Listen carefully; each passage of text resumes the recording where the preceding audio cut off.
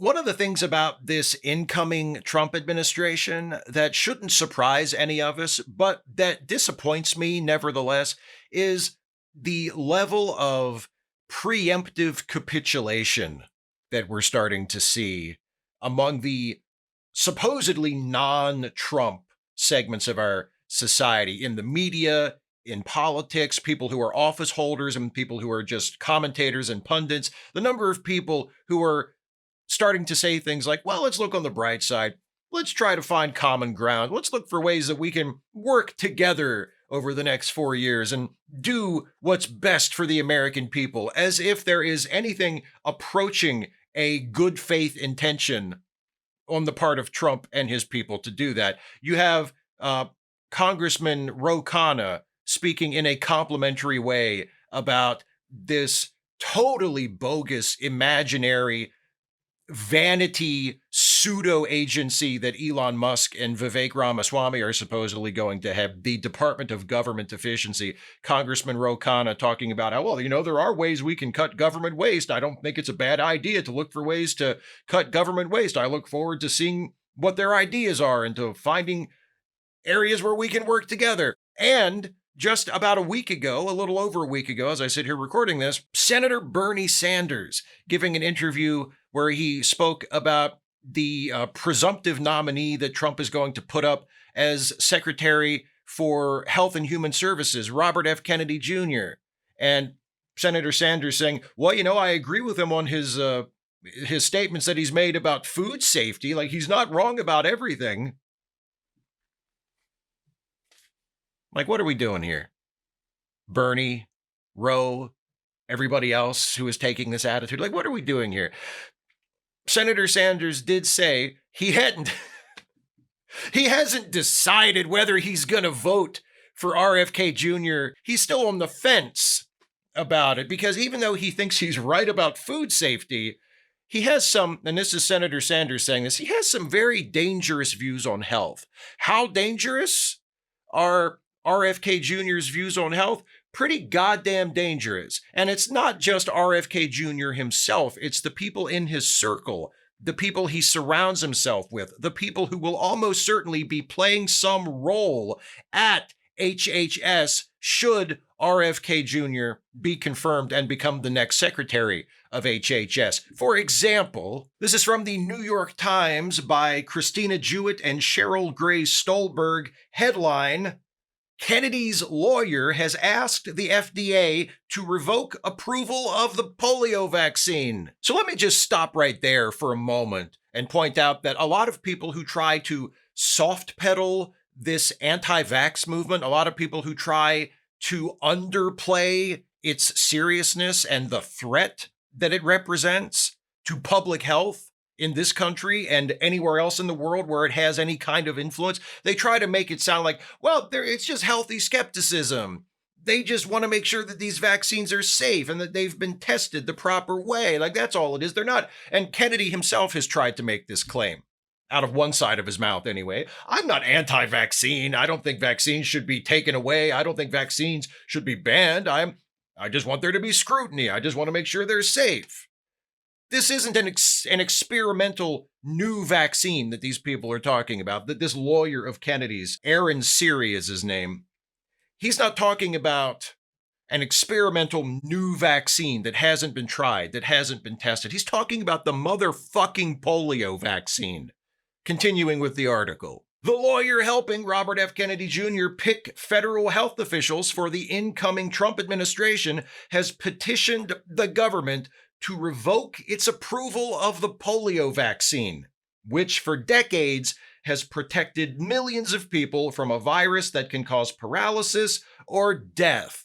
And what I said a moment ago about RFK Jr. talking out of both sides of his mouth as far as his feelings and what he thinks should be done regarding the regulation of vaccine, that goes for Aaron Siri too. This is from a little bit further down in the article. Like Mr. Kennedy, Mr. Siri insists he does not want to take vaccines away from anyone who wants them. You want to get the vaccine? It's America, a free country, he told Arizona legislators last year after laying out his concerns about the vaccines for polio and other illnesses.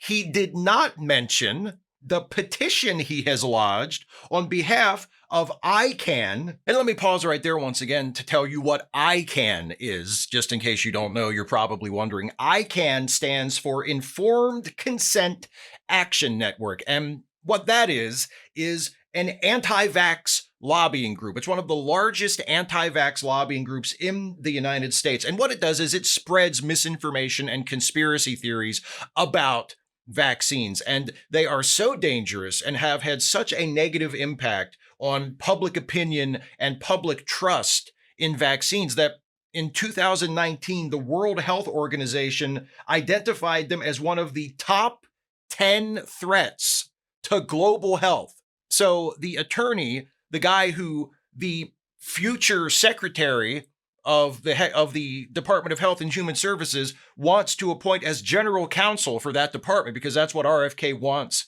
Aaron Siri's role in that department to be, should he be confirmed as the next secretary of HHS. RFK Jr. said, I want Aaron Siri to be the general counsel of this department. That guy, the guy who has been tapped to be the next general counsel of the United States Department of Health and Human Services, has filed petitions with the FDA on behalf of an anti-vax lobbying group that was identified by the WHO a few years ago as one of the top 10 threats to global health. As I was saying, he did not mention the petitions he has lodged on behalf of ICANN with the Food and Drug Administration, asking regulators to withdraw or suspend approval of vaccines, not only for polio, but also for hepatitis B. In other words, when Aaron Siri was speaking to the Arizona state legislature last year and he said, hey, come on, I'm not trying to get rid of vaccines. Anybody who wants a vaccine should be able to get one. He was lying. The term for what he was doing there was lying, because as he said that and claimed to not be anti-vax, to not want to stop people who wanted vaccines from getting them, he was petitioning the Food and Drug Administration to withdraw authorization for the vaccine. Now, what do you call that? That's not giving people the choice to get it. That's telling the FDA, the regulatory body in charge of ensuring the safety of these medicines, telling them, hey, you people shouldn't be allowed to take this. Doctors shouldn't be allowed to give this to people. He's a liar, is what we should be calling him. Aaron Siri, RFK Jr.'s personal attorney and liar, wants to revoke authorization for the polio vaccine. And you might wonder, what's the basis for this? Well, at least what's the basis that he says is motivating this? Why does he say he wants to revoke authorization for the polio vaccine? The article from the New York Times goes into that a little bit as well. One of Mr. Siri's arguments against vaccines is that some, including the polio and hepatitis B vaccines, have not been tested against placebos in randomized, double-blind clinical trials, the gold standard for medical research, in which some patients get inert vaccines and doctors don't know which patients get which. He has called in his petitions for the shots to be pulled from the market until placebo-controlled trials, which would deny some children polio shots, can be completed. Given the known risks of polio causing paralysis that can seize major organs and kill people, such work is considered unethical. You're substituting a theoretical risk for a real risk, said Dr. Paul A. Offit, a vaccine expert at the Children's Hospital of Philadelphia. The real risks are the diseases. It's at best an ignorant and at worst a flagrantly dishonest argument that Aaron Siri and others are making here. This notion that the safety of the polio vaccine needs to yet be established when it has been in incredibly wide use for decades. The safety of the vaccine is established. Whether or not it was put through the exact same kinds of clinical trials that a similar vaccine would have to go through today or would be preferred to go through today is irrelevant in the case of the polio vaccine. People have been using it for generations. And it's safe. We know it's safe. You fucking assholes. You lying, dishonest motherfuckers. You pro-disease pieces of shit. We know it's safe. It's the fucking polio vaccine. You don't know about the polio vaccine? Let me share a little bit with you about the polio vaccine. This is from the Wikipedia article about the polio vaccine, and this article cites its sources and backs up the various claims and statements it makes. So if any of you anti-vax assholes are watching this and you're about to leave a comment going, oh, sure, he's reading from the Wikipedia page for the polio vaccine, real reliable source. The article cites its sources, unlike most of you. So go fuck yourself with your always reading from the Wikipedia page. Anyway, polio vaccines are vaccines used to prevent poliomyelitis. Polio. Two types are used: an inactivated polio virus given by injection and a weakened polio virus given by mouth. The World Health Organization recommends all children be fully vaccinated against polio. The two vaccines have eliminated polio from most of the world and reduced the number of cases reported each year from an estimated 350,000 in 1988 to 33 in 2018. So we know they're effective. What else do we know, generally speaking, about the polio vaccines? The inactivated polio vaccines are very safe. Mild redness or pain may occur at the site of injections. Oral polio vaccines cause about 3 cases of vaccine-associated paralytic poliomyelitis per million doses given. This compares with 5,000 cases per million who are paralyzed following a polio infection. In other words, this backs up what Dr. Paul A. Offit, the expert quoted in the New York Times article that I just read to you, says, which is that while vaccines, like any other medicine or any other medical treatment, vaccines are not completely free of risk. If you take a polio vaccine, there is a better than 0 chance that you might have a negative reaction to it, or that you might even contract polio as a result of it. There is a risk, but the risk of becoming paralyzed if you actually catch polio is thousands of times higher. So it's better to get the vaccine. If you're going to take your chances on one or the other, take your chances on taking the vaccine, not getting fucking polio, you fucking dipshits. And one last quote from the polio vaccine Wikipedia article that I think is relevant here. Polio vaccine is on the World Health Organization's list of essential medicines.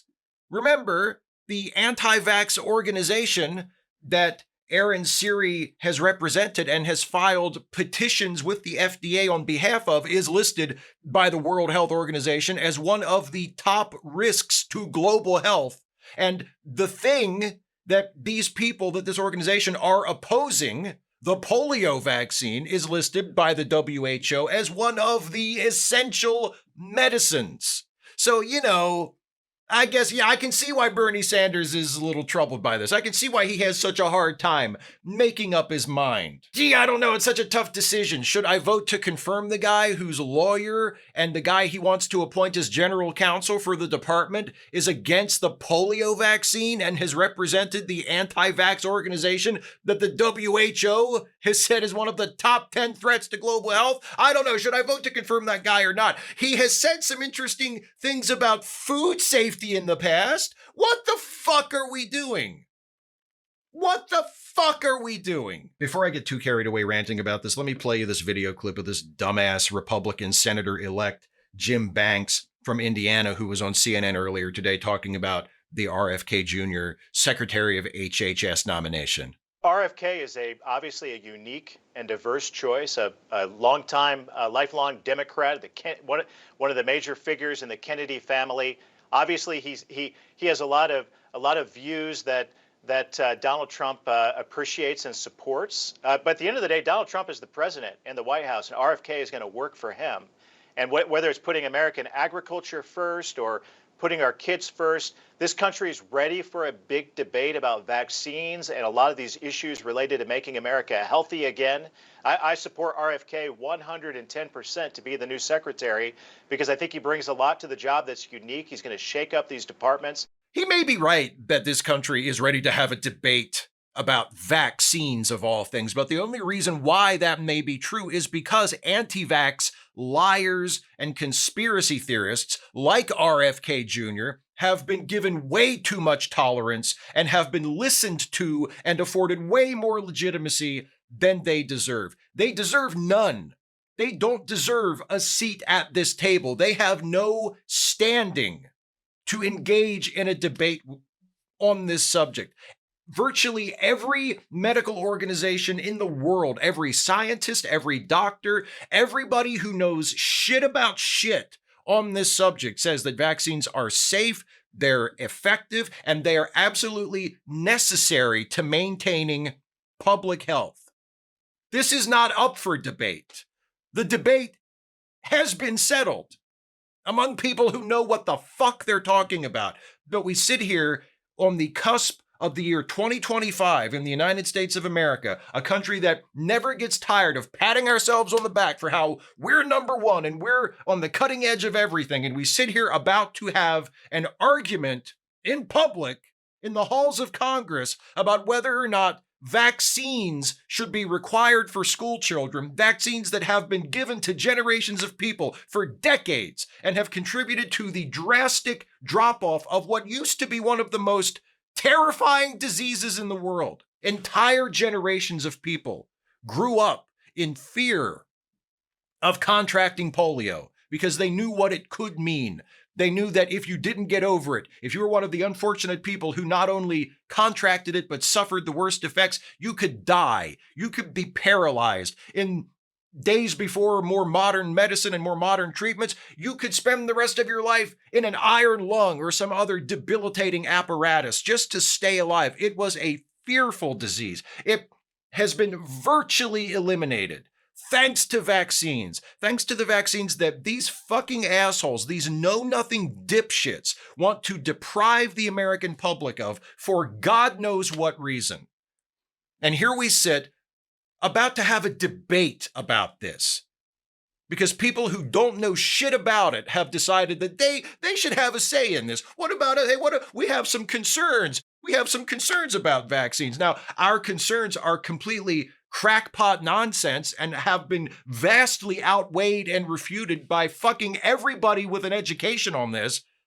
But, you know, we still think we should have our say. I'm having such flashbacks right now to the great debates that people used to have on YouTube in the atheist and skeptic community, where people would argue with each other about young earth creationism, about evolution versus special creation. And it's the same kind of thing where there's a scientific community of people who know about this, of people who actually have the expertise and the education, and they're arguing with people that you have like evolutionary biologists who have made it their life's work to study the theory of evolution. You have geologists who have made it their life's work to study the age and composition of the earth, right? You have anthropologists, professional historians, academics who know about this. And they're arguing in public. They're having debates in public with some guy who read the Bible and has some thoughts. Yeah, I know there's a mountain of scientific evidence that tells us that the Earth is over 4 billion years old and that the universe is somewhere in the neighborhood of 13 billion years old and that humanity, along with every other form of life on this planet, is the product of evolution from common ancestors. Yeah, there's a whole bunch of scientific evidence to establish all of these things, but I read the Bible and it doesn't seem like that's compatible with my reading of the Bible as just some dude. So since I'm just some dude who read the Bible and I think that these scientists are wrong, I think we are on equal footing and we deserve to have a debate about this. Fuck you. It's a waste of time, and the more people like that gain influence in culture, the more seriously they get other people to take them, the more dangerous it is for our society. It's dangerous when creationists do it. It's dangerous when young earthers do it. It's dangerous when flat earthers do it, but none of that is even close to as dangerous as when anti-vaxxers do it, because vaccine skepticism fucking kills people. The polio virus, even though it has been driven to near non-existence thanks to the vaccines, the polio virus still exists. It's still out there. It's still possible for people to contract it. And the only way to keep it in check is by continuing to vaccinate people and to encourage people to vaccinate their children and to require them to vaccinate their children, if they want their children to participate in certain activities like going to school. There's this mentality among conservatives, and you see it exemplified in all kinds of different fields in our politics, in culture, in medicine. As soon as a problem is no longer a personal issue for them, if it's a problem that was a big deal for previous generations, but now it's no longer a problem, there are certain people, and it's not all conservatives and it's not all Republicans, but it's largely conservatives and Republicans, if I had to put money on it. They act like the problem never existed or doesn't exist or is just gone for good no matter what anybody does now.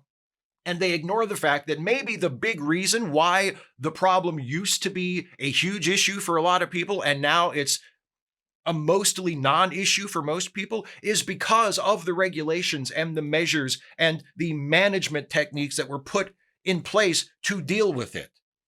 People talk about the hole in the ozone layer today as if it was either a hoax back then or it's something that just magically fixed itself, as though the improvement in the ozone layer is not the direct result of decades of environmental policy specifically designed to address that problem. And as though if we remove all those regulations that led to the improvement now, it would not recreate the problem inevitably in the future.